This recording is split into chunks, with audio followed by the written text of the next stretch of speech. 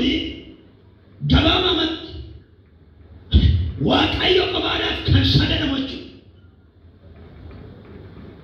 Maatiyoos boqonnaa 4 lakkoofsa 10. Maatiyoos boqonnaa 4 lakkoofsa 10. Waaqeffannaan eenyuuf hin malu? Namaaf hin malu. Beektotaaf hin malu. Waaqolii warra jedhamaniif hin malu.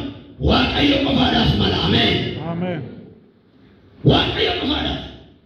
Kutaa kana keessatti jechi lakkoofsa wangeela Maatiyoos 4:10 irra jiru jecha Yesuus Kiristoos dubbate kanaafan saddeetti godhee keessaa jechi Yesuus Kiristoos dubbate maalidha yoo jettan yeroo hafuuraan guutame gara lafa wanaatti halkan 40 guyyaa 40 bayetti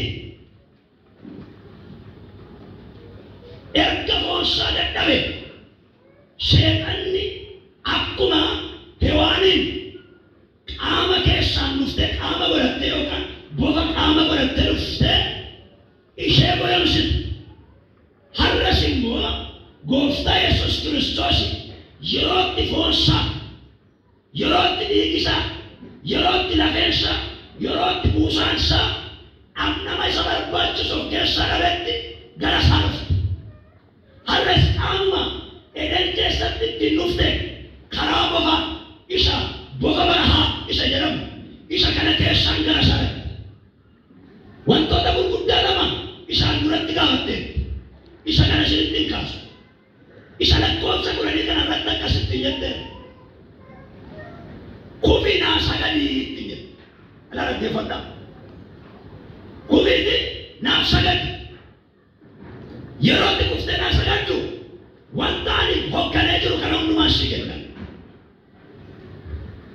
Wanta hogganee jiru kana sheexanni samii kanaa gaditti biyya lafaatiin mootii dukkanaa. Wanti sabakkaatu hundinuu isaaf bitama. Kanaafiyyuu ani mootii lafa kana irraa bitatee kufinaa sagadee gooftaa Yesuus Kiristoos akkasii Waaqayyo Waaqa kee qofaaf sagadi kan jedhu barreeffameera. Ameen. Ameen. Dhaggeeffadhaa. Waaqayyo Waaqa kee qofaaf biyya lafaa kanarratti akkuma isinitti muu yaade qabeenyi waaqeffatamu, gamoonni waaqeffatamu, bineensi waaqeffatamu, beeladi mana keessaa waaqeffatamu, irreen namaa waaqeffataman akka takka. Inni kun garuu waaqa utuu hin ta'in waaqoliidha. Waaqoliin hin uumu utuu hin ta'in hin uumamu. Dhaggeeffadhaa. Waaqolii jechi jedhamu hin uumatu hin ta'in hin uumama. Waaqanni jedhu garuu hin uuma. Ameen. Ameen. Biyyi lafaa irra caalaa waaqa isa uumaa kanatti sagadu hin ta'in waaqa isa uummatanitti sagadu.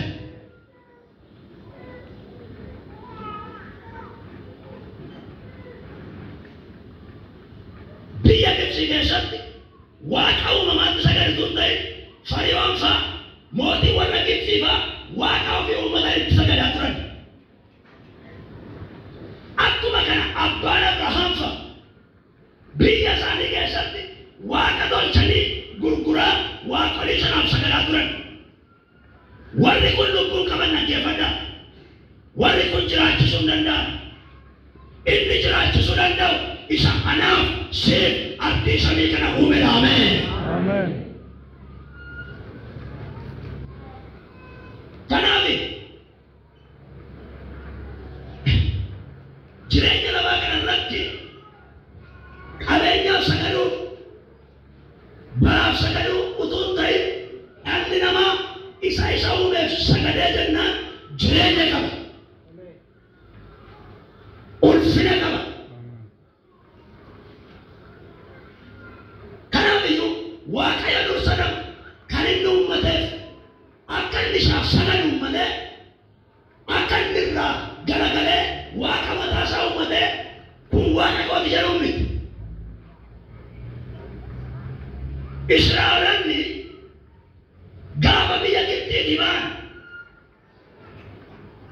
adeemsa karaa keessatti Waaqayyo karaa Musee yeroo dhaabbataa jirutti dhaabatu, yeroo adeemaa jirutti adeemu, yeroo as bulaa jiranitti bulu, yeroo Waaqayyo as kursaati ati koo gara koo bakku jirutti dhaqa, yeroo itti gaaf tokko seera Waaqayyo yookaan akkaataa isaan ittiin geggeeffaman Waaqayyo Museetti kennuudhaaf isa waametti halkana 40 guyyaa 40 gaararra Iyyaasuu fudhatee gaafa ol ba'u turtii isaa keessatti akka jara sabni kun haadaramettu kottaanan Museen deemee silasi Waaqa nagaadhame isa Museen dhufeetti argine malee laala Waaqa argine hin nageenye malee kanaafiyyuu Waaqa isaa fuulduratti nu deebisu ta'e Waaqa isa Gibxiitti kan nu deebisu nuufumaadha. Gara keessatti nama deebisa. Waaqoliin lafarraa gara duubaatti nama deebisa. Gara boollaatti nama deebisa. Gara duubaatti nama deebisa. Inni Waaqarraa fuulduratti isa deebisa. Aroonuma isa afaan Musee hiikaa ture. Isa jecha hiikaa ture. Isa Waaqayyo kakuurraa qabu sana waamanii akkasitti jedhan wattu Waaqa duubee.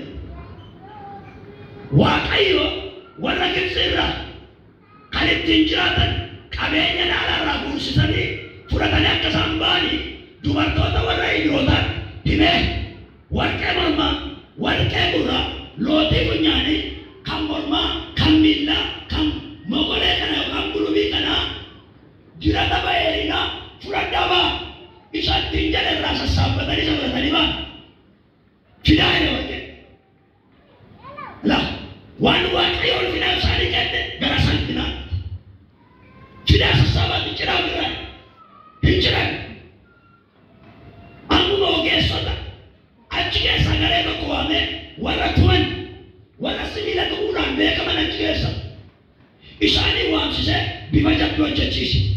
Garaacha qabu, onneen qabu, hiddan qabu, ilkaan qabu, lubbuun qabu akkasumatti dhaabata jabbii. Bifa warqeerraa hojjechiise egaa yaa Israa'el kunooti Waaqni kee. Inni kam inni dudduubatti si deebise. Dhaggeeffadhaa. Fuulduratti inni dhaggeeffadhaa. Waaqoliin namadhaan dudduubatti nama deebise. Waan inni uumaan fuulduratti si deebise. Ameen. Egaa maal jettu jenna iyyaa sagadaa jedhan. Waaqeffannaa sagadaa waaqeffannaan hin mala. Waaqeffannaan hin mala hidiyyan iyya yaadatamuu hin qabu. Iyya hiikan qabu. Iyya boo'ichan qabu. Iyya hiikan qabu. Iyya dirmannaan qabdeeyyani. Hiika qabaachuu qaba. Nani iyyaa duwwaatu hin ta'e maaliif hiika? Nani iyyaa maaliif hiika? Maaliif hiika maaddaa? Baatu si hiisiisa. Waaqeffannaa hiika qabu waaqeffannaa. Dhugaa sirriitti nama. Waaqeffannaa hiika qaba. Maaliif hiika? Faarfannaan si hiika. Waaqeffannaadhaa. Waaqeffannaan toora qaba. Sabrii qaba. Israa'eelonni fuula Waaqayyoo akkaataatti dhaabatan qabu. Akkaataatti galchalan qabu. Akkaataatti jilbeenfatan qabu. Akkaataatti faarfatan qabu. Akkaataatti aarsaa dhiyeessan qabu. Akkaataatti Waaqa kanaa wajjin waliin qabaman qabu. Akkaataatti sodaatan qabu. Faarfannaan nuyi faarfannu keessa keenya keessatti sodaan qabu yoo ta'e bubbisa sabakkee kanaa wajjin tokko. Ulfina Waaqayyoo gajjenna. Garuu keessa keetti gajjedheera. Laphee keessa gajjedheera. Iddoo gara duwwaattiidha waaqeffannaan kee. Faarfannaa duwwaadha waaqeffannaan kee. Afaan haaraa duwwaadha waaqeffannaan kee. Meeshaan gaafa qabu duwwaadha sochiin kee. Amma utuu jala sirraa inni sirraa utaalu saddeeta. Yeroo meeshaan walitti deebine. Gabbeedha. Faarfataan ture naan jedhan meeshaa wadda nama. Faarfataadha.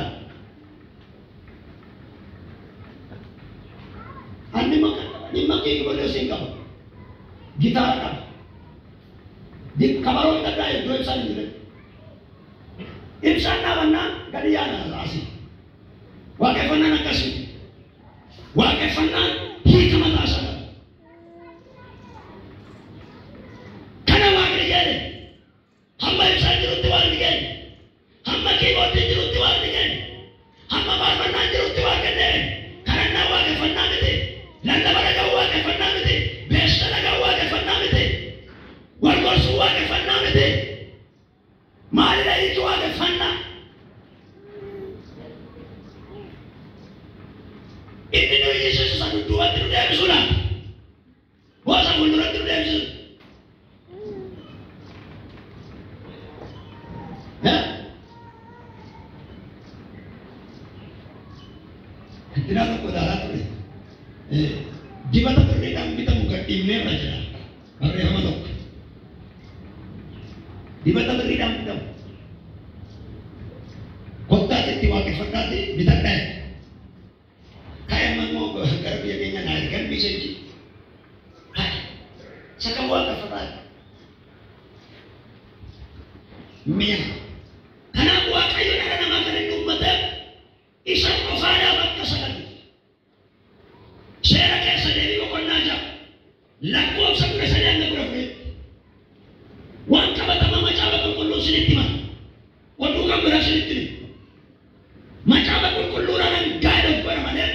Wan nam ko rin andera nito. Wan kung ko rin andera mo nang ko. Kanang kanabe nam ni jira ina tinangas. Nam ni na ba yesundan na? Namat si sagan. Inni kun kana amen. Yo ilaalle waaqayyo gooftaa kee qofa jedha dhaggeeffatanii. Waaqayyo gooftaa kee qofa sodaa yeroo sana dhaggeeffatu. Waaqayyo gooftaa kee qofa sodaa isaa hojjetu. Maqaa isaa kadhadhu ulfina kennime. Iddoon aarsaa ulfina qaba. Jira iddoon aarsaa ulfina qaba. Ulfinni jira asa. Jira naamusa nu gidduu. Bisa faafan yeroo kana nu naamusa jira. Seera sini jira kan naamusa ongeena sinitti maali. Seerri waan biraa, wangeelli waan biraa.